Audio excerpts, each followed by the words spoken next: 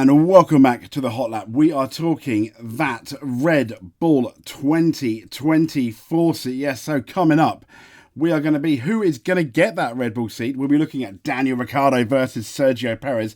And is Ricciardo better than Verstappen? Troll alert. Maybe or maybe not. We'll get into those stats.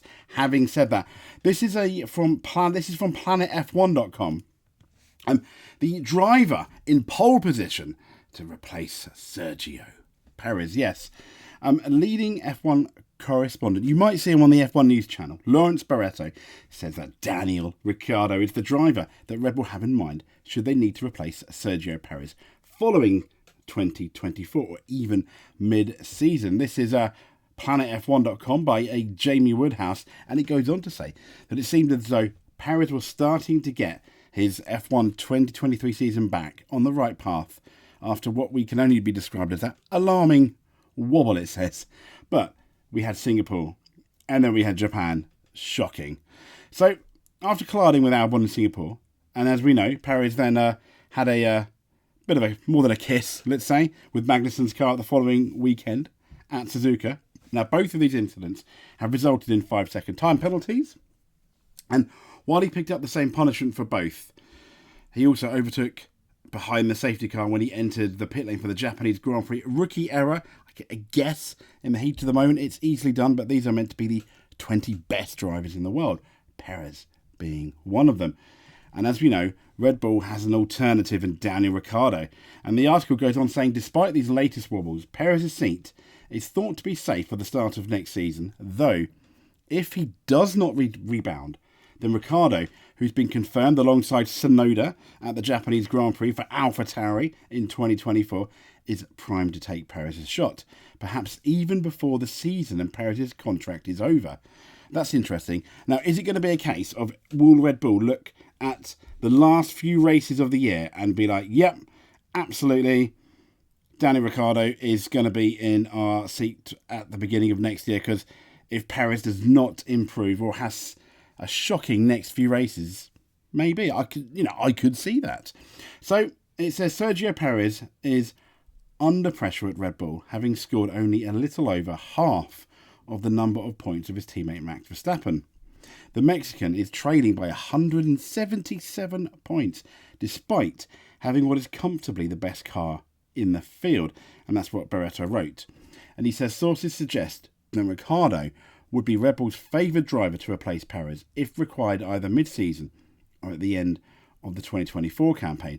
Now, as you know, if Ricardo was to get that nod, then enter a certain Liam Lawson, who Barretto says in such case would be drafted in to replace the Austrian. Now, Lawson has impressed since replacing Ricardo after the Aussie suffered a broken hand in Dutch Grand Prix practice. Heartbreaking, really, for Ricardo. I think very good for Perez, because potentially that has now saved his seat, I think, for 2024 or going into 2024. So, after Lawson obviously finishing P9 in Singapore, well done to him. It led calls for him to earn a full-time race seat with their junior squad. But, as we know, that hasn't come to pass. That has not happened for Paul Lawson. But he could replace struggling Logan Sargent at Williams, but that has been played down, I think, by both Williams and Christian Horner for that one, maybe like a year contract. I don't think Williams want to really, beef up, train a driver for somebody else's team. And Barretto claims it remains a possibility, though, that Red Bull certainly have Lawson in their driver plans for 2025, even if that 2024 essentially does not appear. But I mean, let's check these stats. Let's check the stats out. There's Danny Rick, and here's Sergio Perez. As we know, both of them, they started a similar number of races, 251 on Perez, and Ricardo started 234. Now, Perez has had 6 wins, 5 of them being at Red Bull. Ricardo has had 8 wins, 7 of them being at Red Bull. Podiums, 34. I think 19 at Red Bull for Perez potentially, and 29 at Red Bull for Danny Rick. Poles, 3, all at Red Bull for Sergio Perez, and Ricardo has 3 poles, once again, all at Red Bull. And obviously Perez scored podiums for Renault, Sergio Perez has scored a number of podiums for Sauber and Racing Point as well. He's done, a really, really solid midfield driver, and then he gets the best car in it. I know he struggled at McLaren when he went there in 2013. He was only there for 1 year, which is a bit strange. Which is actually, funny enough, longer than Daniel Ricciardo lasted for. But when you look at that, it doesn't really fare so well for Sergio Perez. When you take in mind, yes, that Ricardo was at Red Bull for longer, but when you bear in mind that Perez, unlike Ricardo, easily had the best car for the last, for 2022 and 2023, and potentially the best car for 2021 as well. According to Adrian, the Red Bull he felt was the best car throughout when he took the season as a whole. So, it's interesting, isn't it? Normally, I think last year, you'd probably put Perez above Ricardo, but now, the biggest thing, Ricardo is a massive, massive unknown, isn't he? We do not know how good Danny Ric is. He looked good in the Renault. He looked amazing at Red Bull. He looked really good in the Renault. And now, leaving McLaren, in 2021, he kind of redeemed himself with that victory in Monza, where it was the old Danny Ric. But 2022 happened, and he was just nowhere. A lot of people suggested it may have been the braking. It may well have been the braking on the McLaren car. But I don't know. Was it the braking on the McLaren car? It may have been. But then some person argue that if you're a good driver, will drive around the problems.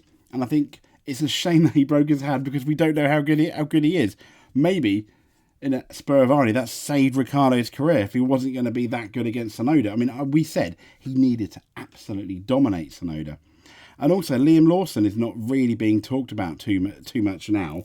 It seems that the AlphaTauri team has obviously confirmed their drivers. So, who will be Verstappen's teammate next year? It's still a question mark, and it shouldn't be, should it? It really should be a straight Perez. And the other thing that people are wondering is Lando Norris. Will it potentially be Lando Norris for next year? That's another interesting point. Is that Ricardo contract, whoever in 2024, is only going to be a year?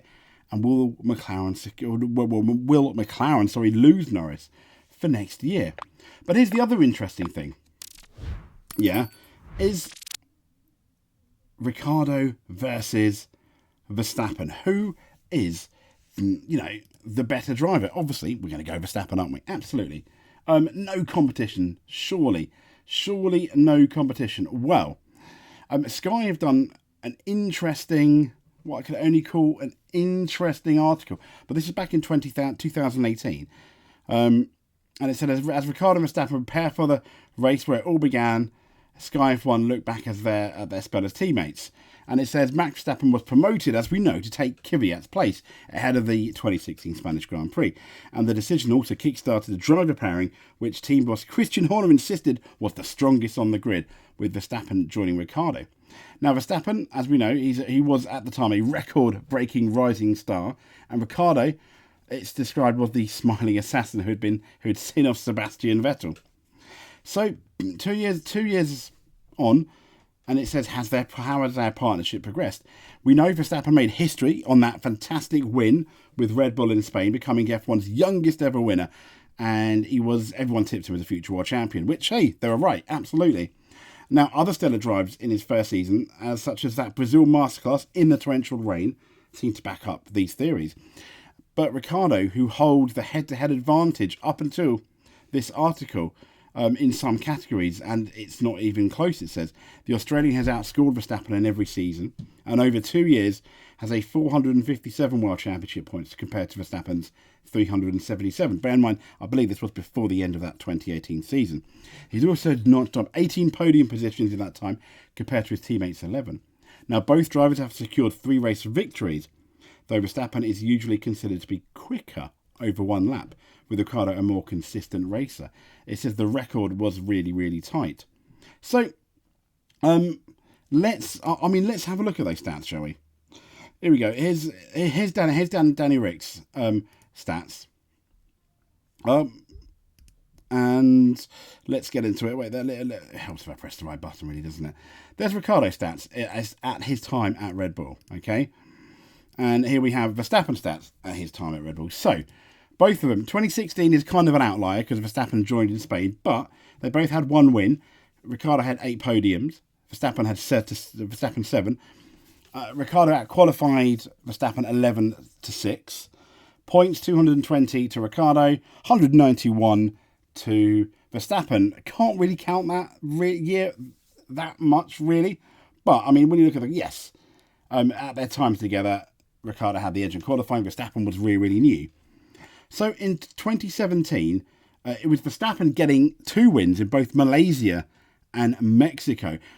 Azerbaijan in 2017, only the 1 win for Danny Ricciardo. I'm not too sure. The qualifying, ignore that. It's actually 13-7 in terms of the qualifying. Don't know where that 4 and 5 came from. But 13-7 in that qualifying. Points, it was Ricardo that won 200 to 168. So not too bad there, but you got to say, in terms of in terms of consistency, yes, Ricardo had the edge, but Verstappen showing how quick he was with that 13/7 for qualifying. So we go into 2018. Both had 2 wins each: Austria and Mexico for Verstappen, and China and Monaco for Ricardo, which is interesting because China and Monaco are in the first half, and pretty much in the middle of the season was Austria, and the second half certainly was Mexico. So Verstappen had a really, really good end to that year. He had 11 podiums. I'm not sure how many podiums Ricardo had because it's not showing there, but in terms of qualifying, they had 16-6, and Verstappen destroyed Ricardo with 249 points to essentially 170, which was a bit of a shame.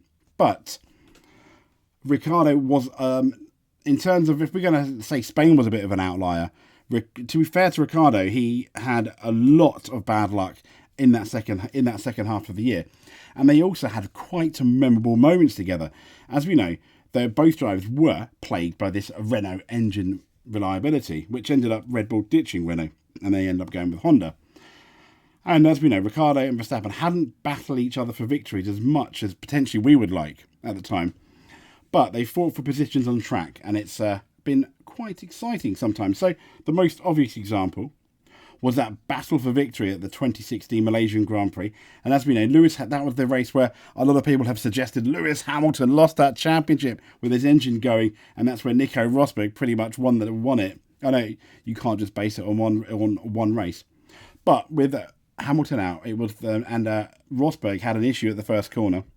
It was the Red Bulls left to fight it out, and they did. Now, Verstappen was all over on Ricardo's bumper, even trying to pass around the outside, and Ricardo really had to defend for his life almost through 5 turns and eventually holding on for that first and only win of the season. It was skillful, measured, it says on Sky, and most of all, respectful. But after that, the respect kind of ended. We had the 2017 Hungarian Grand Prix, where Verstappen clattered into Ricardo on that first lap in a mistake that the Dutchman, he did accept responsibility for. An accident, let's say. Even Ricardo going over the radio saying, who I think it was. Now, he later appeared to swear at Verstappen's car as it passed him and called his teammate an amateur. And then we had Ricardo and Verstappen were battling for position throughout the Azerbaijan, with the Australian just behind his teammate. But as he attempted to bluff a move on the outside of turn 1, before cutting back to the inside, Verstappen covered him off in that, the classic late braking, moving under braking, Verstappen, and they both clattered each other. No one was impressed, albeit Christian Horner. And it reminded me of the Turkey 2010 Vettel-Weber moment. But for the most part, the drivers remained friendly and appear to be quite fun-loving, but the issue is they were so close to each other, and it's a shame it's not continued really. A lot of people have suggested that it was Ricardo that ended up running away from Red Bull. When was it going to be really a case of he looked at it and almost saw a situation where we had a Vettel-Weber situation where Vettel was very much the favourite, and I think it was at the Azerbaijan Grand Prix, which maybe sealed it for him. It'll be interesting to see what he says, when his career's finished, if if Ricardo releases a book. But it will be really interesting. Was it that Azerbaijan moment where Ricardo realised that the team, a lot of people felt it was Verstappen was mostly to blame for that incident, and the team kind of sort of appeared maybe to rally around Verstappen a bit, maybe not as much as the Vettel-Weber stuff, but maybe he felt like he didn't have the support, and at that point he kind of felt, well, the team really want Max to win over me, maybe, which may or may not have been the case, but that may be what he was thinking. That's why he ended up going to Renault, because Renault promised, at the time it was like he was going to be the man at Renault, the man to build Renault up to that championship. And let's be honest, they've won championships. 05-06 Renault with Alonso. And at the time, Ricardo was regarded as a potential future world champion. So it's going to be really interesting going forward who goes where between these two. But I guess we're going to have to stay tuned between, to the end of the season and the beginning of next. It's going to be one of those running stories until we do find out what happened. But this has been the Hot Lap. Thank you we've had a few more subscribers.